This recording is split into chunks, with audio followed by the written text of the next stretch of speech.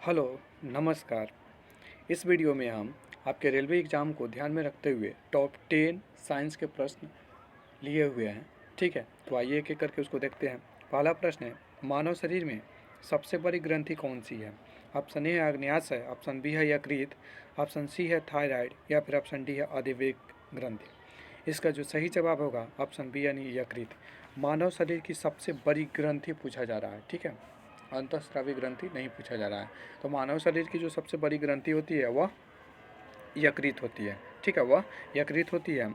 यकृत मानव शरीर की सबसे बड़ी ग्रंथि होती है जो कि पाचन में सहायता करती है और विषाक्त विषाक्त पदार्थों की निष्क्रिय करती है। विषाक्त पदार्थों की क्या करती है? निष्क्रिय करती है। ठीक है, और विटामिन ए का भी संचयन यकृत में ही होता है। ठीक है, चलिए अगला प्रश्न है, पानी का रासायनिक सूत्र क्या? ऑप्शन ए है CO2, ऑप्शन बी है H2O, ऑप्शन सी है O2 या फिर ऑप्शन डी है NaCl। इसका जो सही जवाब है ऑप्शन बी यानी H2O है। पानी का जो रासायनिक सूत्र है H2O है, जिसमें दो हाइड्रोजन और एक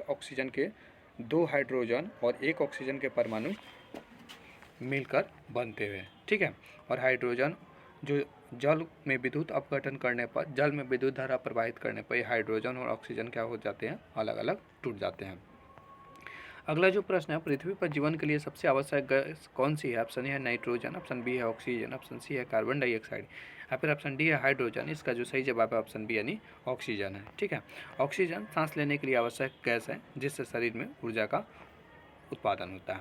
4 नंबर प्रश्न है, मानव शरीर में रक्त का पीएच मान क्या होता है? मानव शरीर में रक्त का पीएच मान क्या होता है? बहुत इंपॉर्टेंट है। ऑप्शन ए है 5.5, ऑप्शन बी है 6.5, ऑप्शन सी है 7.4 या फिर ऑप्शन डी है 8.0। इसका जो सही जवाब है ऑप्शन सी यानी 7.4। और इसकी अगर प्रकृति की बात करें तो यह क्षारीय प्रकृति की होती है। क्षारीय प्रकृति कहने का मतलब यह है कि इसका जो पीएच मान का जो वैल्यू होता है वह 7 से ज़्यादा होता है, और जिनका वैल्यू 7 से कम होता है वो अम्लीय प्रकृति की होती है, और जिसका वैल्यू 7 होता है वह उदासीन होती है। और 7 किसका वैल्यू हो सकता है? तो जो शुद्ध अशुद्ध जल होता है या फिर वर्षा का जल होता है उसका पीएच मान 7 होता है। ठीक है, सौर ऊर्जा का मुख्य स्रोत कौन सा है? ऑप्शन ए है जल, ऑप्शन बी है कोयला, ऑप्शन सी है सूर्य या फिर ऑप्शन डी है पेट्रोल। इसका जो सही जवाब ऑप्शन सी यानी सौर ऊर्जा का जो सबसे मुख्य स्रोत है वह सूर्य है। सूर्य से निकलने वाली किरणें सौर ऊर्जा का मुख्य स्रोत है जिससे विद्युत उत्पादन से प्राकृतिक प्रकाश मिलता है। ठीक है, विद्युत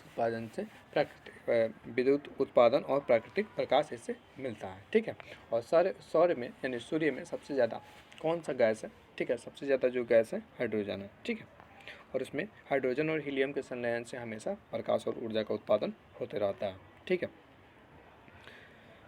सूर्य का प्रकाश पृथ्वी तक आने में कितना टाइम लगता है? लगभग 8 मिनट 20 सेकंड लगता है, इसको भी ध्यान रखिएगा। ठीक है, ध्वनि तरंग किस माध्यम में सबसे तेज गति से चलती है? ऑप्शन ए ठोस, ऑप्शन बी है द्रव, ऑप्शन सी है गैस या फिर ऑप्शन डी है निर्वात। इसका जो सही जवाब है ऑप्शन यानी ठोस। ध्वनि तरंग जो है ठोस माध्यम में सबसे तेज गति से चलती है क्योंकि ठोस में अणुओं की घनत्व सबसे अधिक होती है। क्या होती है? सबसे अधिक होती है।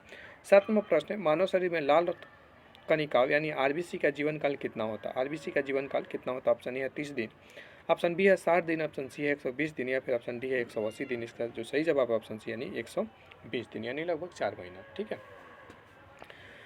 लाल रक्त कणिकाओं का जीवन काल 120 दिन का होता है, और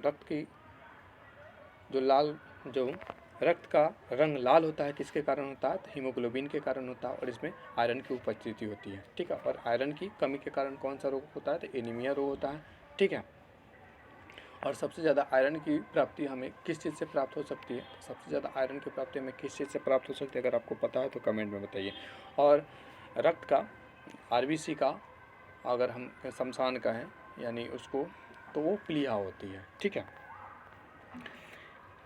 चलिए प्रकाश वर्ष किसका मापन है? ऑप्शन ए समय का, ऑप्शन बी है दूरी का, ऑप्शन सी है वेग का या फिर ऑप्शन डी है द्रव्यमान का। प्रकाश वर्ष जो मापन है वह दूरी का मापन है। हालांकि दूरी का जो सबसे बड़ा मापक होता है वो पारसेक होता है। ठीक है, प्रकाश वर्ष क्या होता है? तो एक वर्ष में प्रकाश द्वारा तय की गई कुल दूरी को प्रकाश वर्ष कहते हैं। एक वर्ष में प्रकाश द्वारा दूरी जितनी तय की जाती है उसको प्रकाश वर्ष कहते हैं। ठीक है, जो लगभग 9.46 ट्रिलियन किलोमीटर होता है। ठीक है, दूध में कौन सा कार्बोहाइड्रेट उपस्थित होता है? ऑप्शन ए है सुक्रोज, ऑप्शन बी है ग्लूकोज, ऑप्शन सी है लैक्टोज या फिर ऑप्शन डी है माल्टोज। इसका जो सही जवाब है ऑप्शन सी यानी लैक्टोज होता है। हालांकि दूध में कौन सा विटामिन नहीं पाया जाता है? तो वो विटामिन सी है। ठीक है, विटामिन सी है, और दूध कैल्शियम का सबसे बड़ा स्रोत है, इसको भी ध्यान में रखिएगा। ठीक है,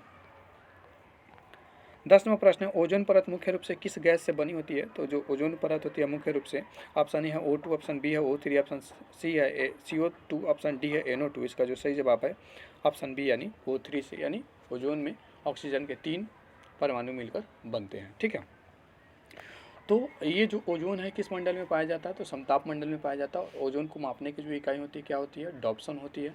ठीक है, अगर ओजोन नहीं होगा तो क्या होगा? ओजोन नहीं होगा तो सूर्य की जो पराबैंगनी किरणें हैं, अल्ट्रावायलेट रेज है, वो डायरेक्ट पृथ्वी पर आएगी, जिससे मनुष्य में और अब जितने भी जीव जंतु हैं उनमें बहुत ही हानिकारक बीमारी जैसे त्वचा कैंसर इत्यादि बीमारी हो सकती है। ठीक है, तो ओजोन जो लेयर है, ओजोन परत है, वो काफ़ी इंपॉर्टेंट है हमारे और हमारे पृथ्वी के लिए। लेकिन ओजोन का हाल ही में क्षरण हो रहा है। अगर आपसे ये पूछ लिया जाए कि ओजोन का क्षरण निम्नलिखित में से किन गैसों के कारण होता है, तो CFC क्लोरोफ्लोरोकार्बन से, हाइड्रोफ्लोरोकार्बन से, नाइट्रस ऑक्साइड से, मीथेन से, ये सभी कुछ गैसें हैं जिनसे इनका day by day carbon dioxide भी शामिल है, इनका क्या होता है? क्षरण होता है। ठीक है, तो इस वीडियो में इतना ही, मिलते हैं नेक्स्ट वीडियो में। तब तक पढ़ते रहिए अपना और अपनों का ख्याल रखिए।